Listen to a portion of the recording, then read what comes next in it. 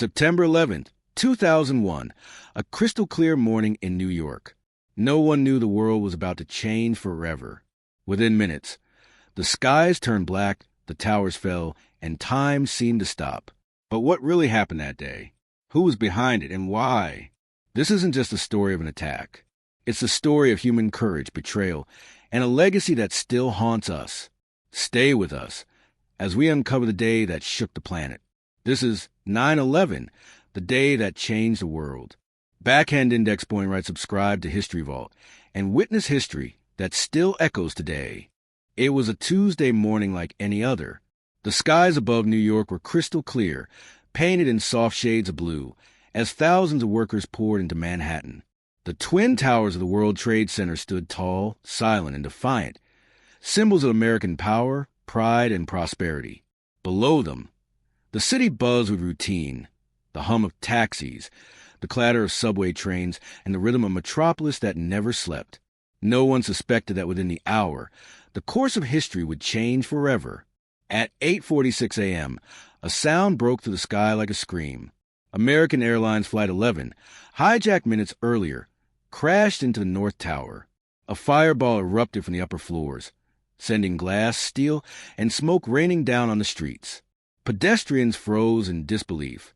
Some thought it was an accident, a tragic mishap. News cameras scrambled to focus. Helicopters circled overhead. The world watched, transfixed, as black smoke billowed against the clear morning sky. 17 minutes later, as emergency crews rushed to the scene and anchors speculated on air, another explosion rocked lower Manhattan.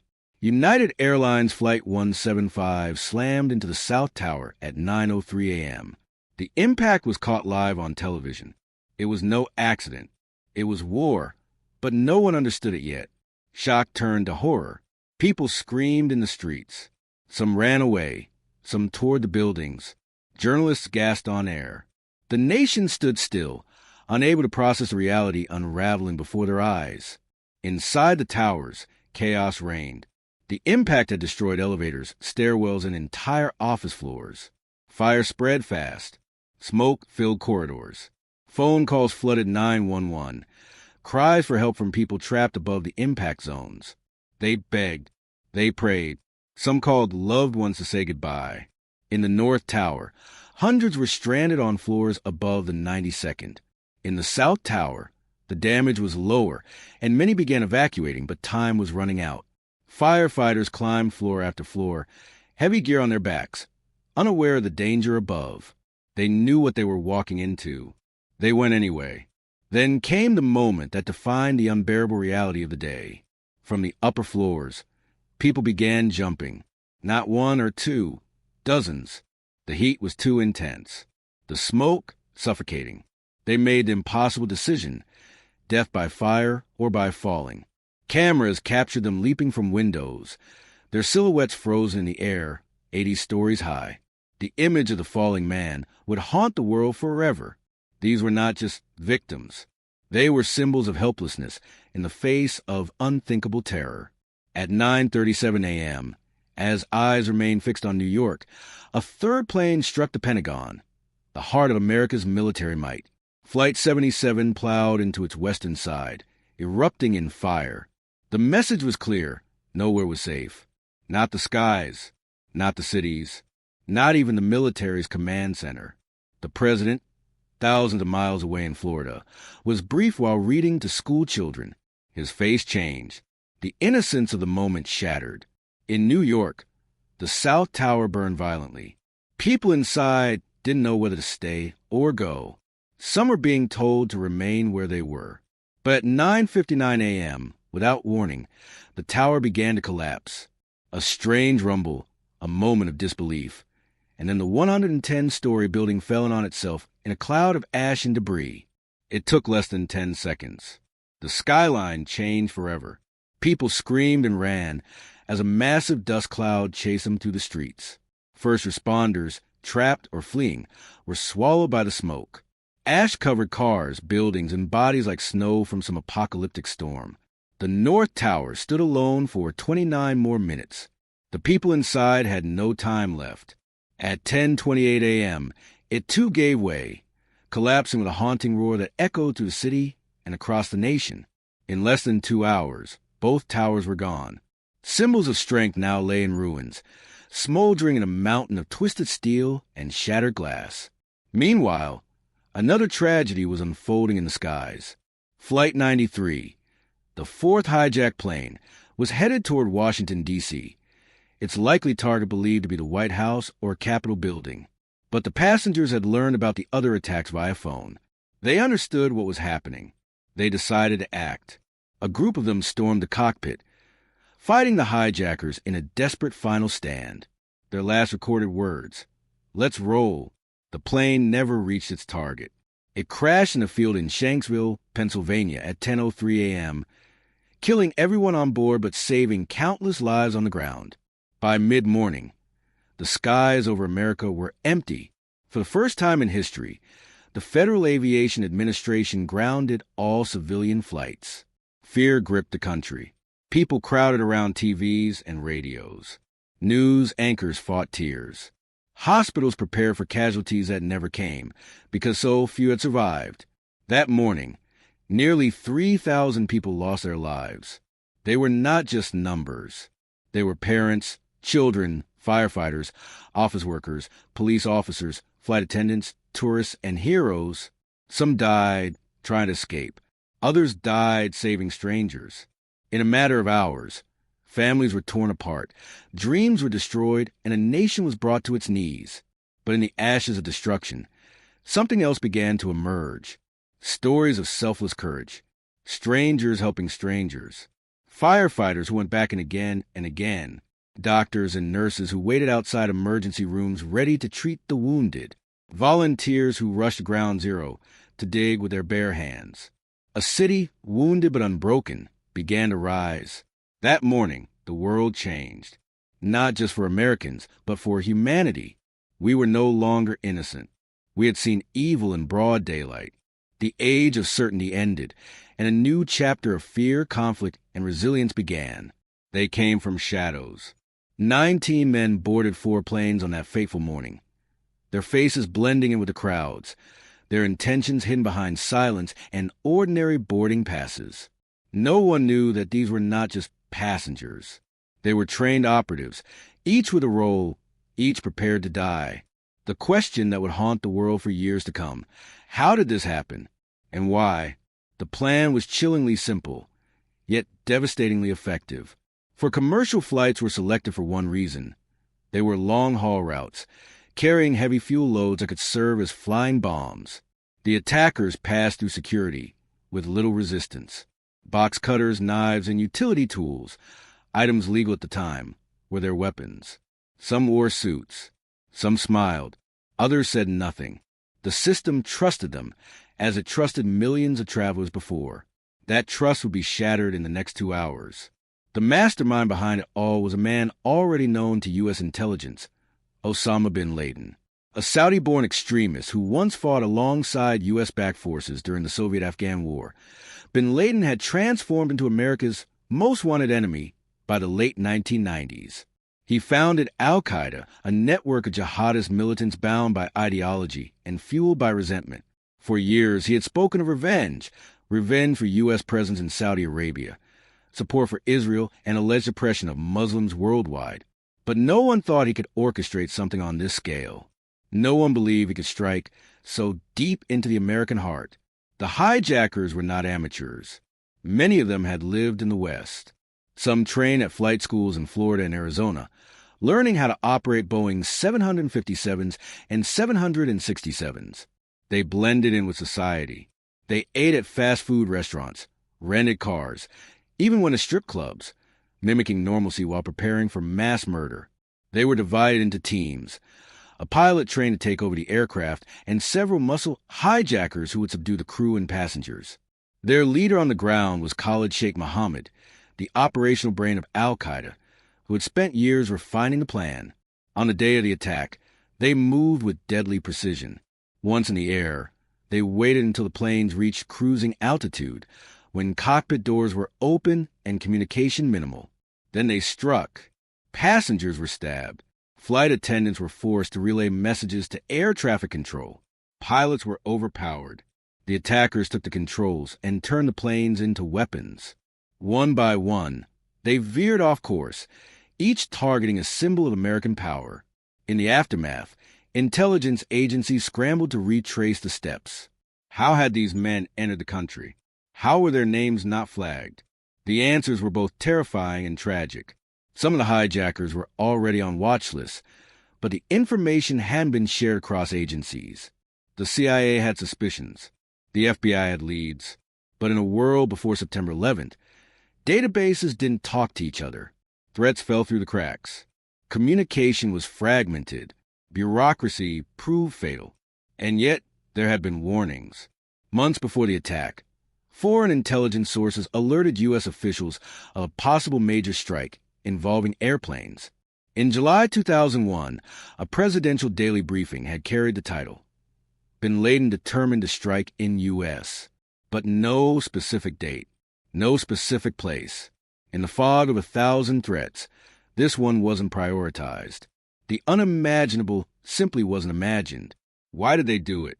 What drove these men to such a horrific act? For them, it was jihad, a warped interpretation of Islam twisted to justify mass murder.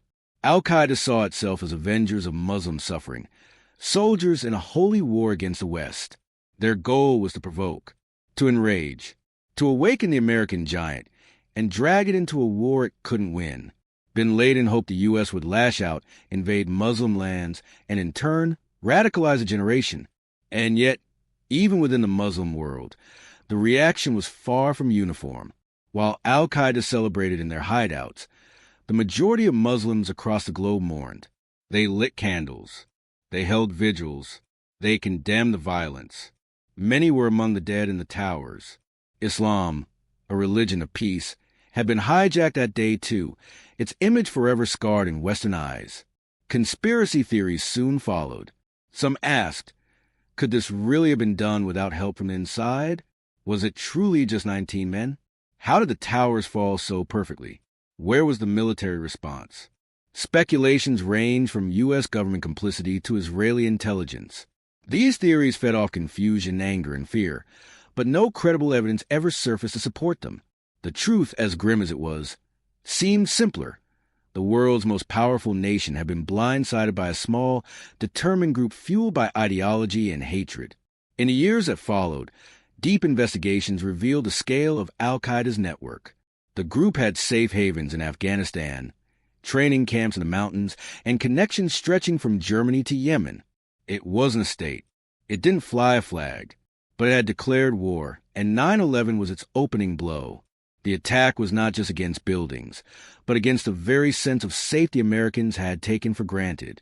It shattered the illusion of invincibility. It exposed vulnerabilities. It triggered a reckoning within the intelligence community and led to a new era of surveillance, counterterrorism, and military engagement abroad. For the families of the hijackers, there was shame, confusion, and denial. Some refused to believe their sons were involved. Others admitted their radicalization had been hidden well. For the families of the victims, there were only questions. Why them? Why us? Why did our world have to change because of someone else's war? The men who carried out 9/11 did not survive the day, but their actions echo through every security checkpoint, every military intervention, and every political debate about terrorism. They wanted to make a statement. They did. But in doing so, they also awakened a world to a new kind of threat. One without borders, uniforms, or mercy. The towers stood as if they could withstand anything. They had survived storms, fires, even a bombing in 1993. But on September 11, 2001, their foundations trembled, not just in steel, but in spirit. At 9:59 a.m., as smoke poured from every side and the flames crept higher into the sky, the South Tower gave way. It didn't fall, it imploded. Floor by floor, steel and concrete folded in on themselves, pulled by gravity in a free fall of chaos. A monstrous roar erupted, and in less than 10 seconds, what had once reached over 1,300 feet into the sky now lay as ash and twisted metal. People ran. They didn't look back. A cloud of debris, dense and choking, swallowed entire blocks of Manhattan. It rolled down the streets like a living beast Gray, monstrous, unstoppable. Reporters lost their voices mid-broadcast. Cameras went dark. People disappeared into the fog. It felt like the end of the world. First responders vanished into the dust, some never to be seen again. Others staggered out, coughing, dazed, and covered head to toe in ash, like ghosts escaping hell. But inside, even as the building crumbled, heroes remained. Firefighters were climbing the stairs when the collapse began. Some knew they wouldn't make it out, but they went up anyway. Radio transmissions captured their final words. "We're going up to the 78th floor. We'll evacuate as many as we can." Their voices faded beneath the thunder of falling steel. Hundreds of them would perish. Some were last seen guiding civilians down smoke-filled stairwells, giving up their oxygen masks, staying behind for the injured. Just 29 minutes later, the North Tower followed. At 10:28 a.m., it, too, collapsed in a wave of concrete and dust, taking with it thousands more lives. In that moment, the iconic New York skyline was forever changed. The Twin Towers, which had once stood as monuments to ambition and architectural genius, now existed only in memory, and in the hearts of those who had loved and lost. In the moments that followed, a deafening silence overtook the city. Sirens still wailed, but the energy had shifted. A deep, surreal quiet settled in. Streets were empty, vehicles abandoned, shoes scattered, papers falling like snow from the sky. The air was thick with ash, mixed with glass, metal, and, tragically, human remains. The smell of burning fuel, melted plastic, and grief hung heavy. Even miles away, people could see the smoke. Some mistook it for a nuclear attack. Others just stood frozen, unable to process what had just happened. At ground zero, the devastation was indescribable. Emergency crews dug through rubble with bare hands, searching for signs of life. Calls were made, thousands, by families trying to find sons, daughters, mothers, husbands. Hospitals waited for the wounded who never came. Most had died instantly. Others were buried alive, trapped beneath concrete slabs and steel beams. Rescue dogs sniffed through the debris. Silence was broken only by the beeping of motion sensors and the cries of desperate rescuers yelling, "Is anyone there?" And yet, amidst the horror, stories of unshakable courage began to surface. There was Rick Rescorla, a Vietnam veteran and security chief for Morgan Stanley in the South Tower, who ignored official orders and began evacuating employees as soon as the first plane hit. He sang old battle hymns through a megaphone to calm people as they descended. He was last seen heading back up to rescue more. He never came out. There was Wells Crowder, a 24-year-old equities trader, who guided dozens to safety using a red bandana to shield his face. He carried people on his back again and again before dying when the tower fell. Survivors would later speak of the man in the red bandana without knowing his name. His family would learn his story only months later. There was Father Michael Judge, a Catholic chaplain for the New York Fire Department, who ran into the North Tower with firefighters to give last rites to the dying. He was struck by falling debris and became the first certified fatality of the attacks. He died as he lived, praying over the wounded. There was Brian Clark, who escaped the South Tower from the 84th floor, guiding another man, Stanley Premnath, through darkness and fire. They had never met before that day. They would become lifelong friends, bonded by fate and faith. And there were the countless nameless heroes, janitors, security guards, co-workers, who carried strangers, broke down doors, and held the hands of the dying. In the face of unthinkable terror, humanity did not retreat. It rose. The fire stations across New York became sanctuaries of mourning. Helmets were left on steps. Photos taped to windows. Families clutched faded uniforms and wept silently. Over 340 firefighters and 60 police officers had died. 4 days and weeks, their colleagues kept digging. They didn't stop, not even when their own lives were at risk. For them, it wasn't about closure. It was about honor. Even children became symbols of loss and resilience. Tiny shoes were found in the rubble. Stuffed toys. Drawings. School classes had been visiting the towers that day. Some never returned. Their absence left holes that no memorial could fill. The collapse of the towers wasn't just a physical destruction. It was emotional annihilation. It ruptured the hearts of families who never got to say goodbye. It disrupted the everyday rhythm of life in a way no one could have imagined. Weddings were canceled, birthdays forgotten. Millions cried for strangers. Millions more feared they could be next. And yet, amid the rubble and sorrow, the spirit of unity emerged. Blood donation centers overflowed. Volunteers from across the country arrived with supplies. Clergy of every faith stood side by side. People opened their homes to stranded travelers. For a brief moment, race, religion, and politics vanished. There was only one identity: human. The pile at Ground Zero smoldered for months. The rescue became recovery, and recovery became remembrance. But even today, years later, the ache remains. The lives lost were not just statistics. They were dreams, stories, songs never sung. They were fathers who would never walk daughters down the aisle, mothers who would never hear their child's laugh again, heroes who never called themselves that, but became legends by their final acts. The collapse of the towers was not the end. It was the beginning of a wound that would never fully heal. It tested the strength of a nation and revealed the soul of its people. Amid twisted steel and shattered glass, humanity stood tall, even as the buildings fell. As the dust settled over Manhattan, the shock waves of September 11th began to ripple outward, faster than any tremor the earth could produce. The world had watched in real time as a superpower was brought to its knees. Within hours, flags around the globe were lowered to half-mast. Vigils were held from Paris to Tokyo. In London, thousands gathered in silence. In Berlin, candles lit the night. Even in Tehran, a crowd held a spontaneous moment of silence. The world mourned, not just for America, but for the sense of stability that had died that day. But grief quickly turned to urgency. The United States was under attack, not by a country, but by a shadow network with no borders, no uniforms, no fear of death. The response had to be swift, and it had to be strong.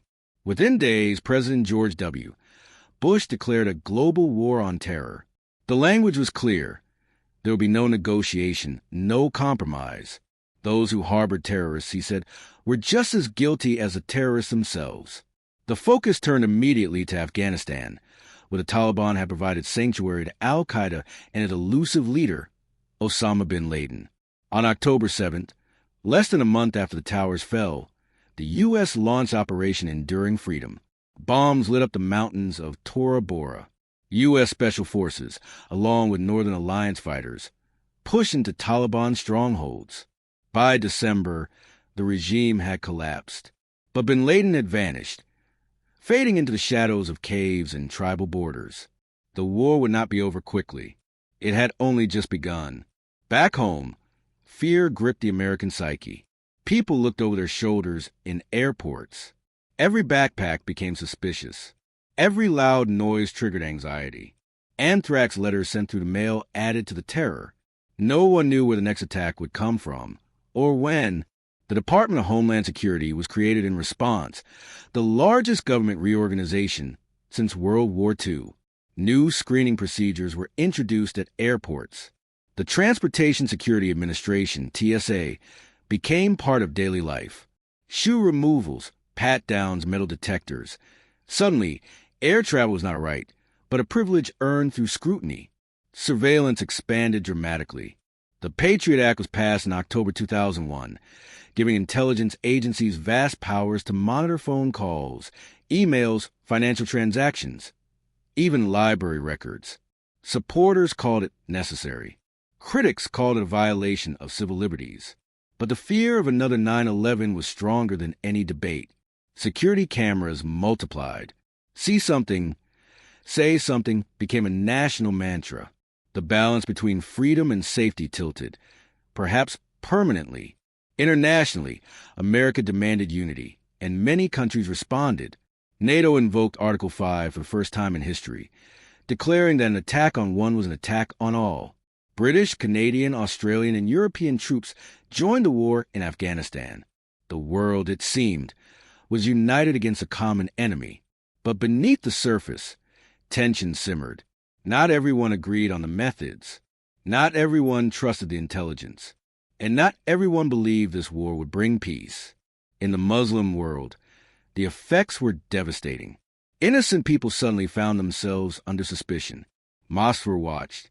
Visas were denied. Entire communities faced harassment.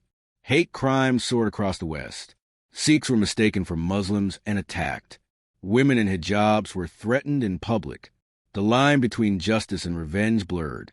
A war meant to target terrorists began to change the lives of ordinary civilians. Many Muslims condemned the attacks, loudly, clearly, but their voices were drowned out by fear and prejudice. The geopolitical consequences were just beginning. America's invasion of Afghanistan was seen by many as justified. But in 2003, the U.S. shifted its focus to Iraq, accusing Saddam Hussein of possessing weapons of mass destruction and having ties to al-Qaeda. These claims were controversial. Many allies hesitated. The UN did not approve the war. But the U.S., along with a coalition led by the U.K., invaded anyway. Saddam was toppled, but no WMDs were found. The war dragged on. Insurgencies rose. Civil war erupted. Thousands of civilians died. American credibility began to erode. Trust was broken. The world started to question, was this still about 9/11, or had it become something else?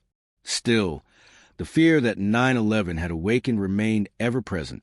Bombings in Madrid in 2004, London in 2005, Mumbai in 2008, all carried the echo of that September morning. The tactics varied. The targets changed. But the message was always the same: no place is safe. The war on terror became a global effort, but also a global burden. Civil liberties clashed with national security. Drones buzzed over villages. Surveillance extended to every corner of the digital world. Governments watched. People worried. Privacy became a memory. Meanwhile, the families of the 9/11 victims tried to live with a hole left behind. Memorials were built. The 9/11 Tribute Museum opened. The National September 11th Memorial rose at Ground Zero, with twin reflecting pools in the footprints of the towers. Each name etched in bronze. Each name a story cut short. Each year, on the anniversary, a bell tolled. And each year, Americans paused because forgetting was impossible. The phrase never forget became a national vow. But what exactly should not be forgotten? The pain? The unity? The mistakes? The lessons? For many, 9/11 became more than a tragedy. It became a turning point, a moment when the world grew colder, harder, more cynical, when security replaced trust, when hope gave way to vigilance. Yet, through it all, there were moments of resilience, moments when people came together not in fear, but in solidarity. Communities rebuilt, soldiers returned home, refugees were welcomed, peace advocates marched, artists created, survivors spoke, and somehow life went on. But the legacy of 9/11 remains deeply etched into the fabric of the modern world. Every airport scanner, every counterterrorism law, every military deployment, every whispered prayer before takeoff. It all leads back to that clear September morning and what followed after. Years have passed, but the shadows of September 11th still stretch across the world. The skyline of New York City may have changed, but the emptiness left behind by that day has never been fully filled. Ground Zero is now a memorial, a quiet place of reflection, where fountains run endlessly in the footprints of where the Twin Towers once stood. Names carved into bronze walls whisper stories of lives interrupted. Visitors come from around the globe, many too young to remember the day, but drawn to understand how one morning could reshape the entire modern world. The legacy of 9/11 cannot be measured just in wars fought or laws passed. It lives in the way we travel, the way we speak about security, the way we view strangers and the spaces around us. The world didn't just change on political or military level. It changed inside people. It changed how we feel. The innocence that existed before 8:46 a.m., that day no longer exists. The idea that oceans would protect a country, that terror only happened somewhere else, was erased in seconds. In the years that followed, airport terminals were transformed into security zones. Shoes off, belts off, laptops out, liquid sealed. Travel became a ritual of inspection. Every boarding gate became a checkpoint. Every stranger in line a silent question mark. The simple act of flying, once thrilling and free, became heavy with anxiety. But the effects ran deeper than just travel. Intelligence gathering and surveillance became the norm. The internet, once a frontier of openness, became a space of quiet observation. Government agencies began collecting metadata, tracking phone calls, emails, and social media. In the name of safety, privacy was sacrificed. And the debate continues. How much freedom should we give up to feel secure? The psychological impact of 9/11 cannot be understated. An entire generation grew up under the weight of terror alerts, color-coded warning systems, and a constant background hum of fear. Children learned about terrorism before they learned about peace. The news cycle became saturated with images of bombings, drones, and masked gunmen. Anxiety crept into ordinary life, not just in America, but across the world. Culturally, the attack influenced everything from art to entertainment. Films and television began to reflect a darker, more paranoid world. Superhero movies exploded in popularity, often portraying cities under attack and individuals rising from tragedy. Music echoed the themes of loss, defiance, and resilience. Novels told stories of survivors, of immigrants caught between suspicion and sorrow, of soldiers navigating invisible wars. And the wars themselves, Afghanistan, Iraq, became part of the legacy. Trillions of dollars spent, thousands of soldiers killed, civilians lost in numbers that could never be fully counted. Generations in the Middle East grew up under drone-filled skies. Some regimes fell, some rose again. The ideological battle that 9/11 unleashed has no borders, no clear victory, and no expiration date. Yet for all the destruction and division, there were also signs of a deeper human truth, that in our darkest hour, we found moments of profound unity. In the days following the attacks, people stood in line for hours to donate blood. Strangers hugged in the streets. Volunteers cooked meals for firemen who refused to sleep. There were no Democrats or Republicans, no Christians or Muslims, no black or white. There were just people wounded, grieving, and reaching for each other. That unity was fragile. Over time, it frayed under the weight of war, politics, and fear. But it proved something fundamental, that we are capable of coming together, that empathy can survive even in a world fractured by violence, and that perhaps remembering the spirit is a true legacy worth preserving. For the families of the victims, time has not healed everything. Birthdays pass without candles. Chairs remain empty at dinner tables. Photographs fade, but the memories do not. Every year, they return to ground zero. They read the names. They place roses. They cry. They remember. And in doing so, they keep the voices of their loved ones alive. For the firefighters who survived, the battle continues. Many now suffer from chronic illnesses caused by the toxic air they breathe during rescue and recovery. Cancers, respiratory conditions, and PTSD are daily reminders of the sacrifice they made. Advocacy efforts led to the creation of compensation funds. But the fight for recognition and support never ends. And what of the children born after September 11th? They inherit a world forever changed, a world of biometric scans, surveillance cameras, and constant news alerts. They study the event in school. They hear their parents talk about where they were that morning, but they didn't feel the ground shake. They didn't taste the ash. For them, 9/11 is history, but its consequences shape the world they walk in every day. Across the ocean, others remember too. In Pakistan, Afghanistan, Iraq, Syria, entire generations were pulled into a war they never started. Families displaced, schools destroyed, futures rewritten. For them, 9/11 was not one day. It was the beginning of years filled with fear, with drone strikes in the sky and foreign boots on the ground. They too mourn. They too remember. The hunt for Osama bin Laden became a symbol of justice. For nearly a decade, he remained at large, hidden in plain sight. On May 2nd, 2011, a U.S. Navy SEAL team raided his compound in Abbottabad, Pakistan. The operation lasted just 40 minutes.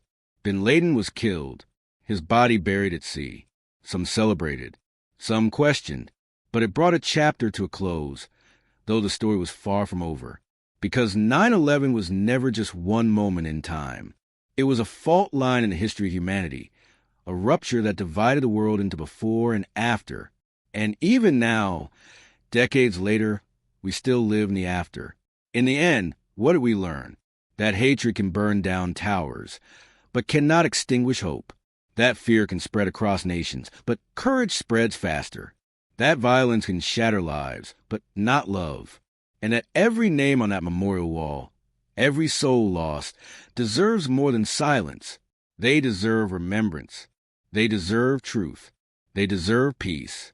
So we look back, not just to mourn, but to remember who we became and who we still have the chance to be. Decades have passed, but the echoes of 9/11 still shape our world. In every airport scanner, every war waged, every tear shed at ground zero, we feel its impact. But beyond the tragedy lies a story of resilience, sacrifice, and survival. Backhand index pointing right if this story moved you. Subscribe to History Vault, because some stories must never be forgotten.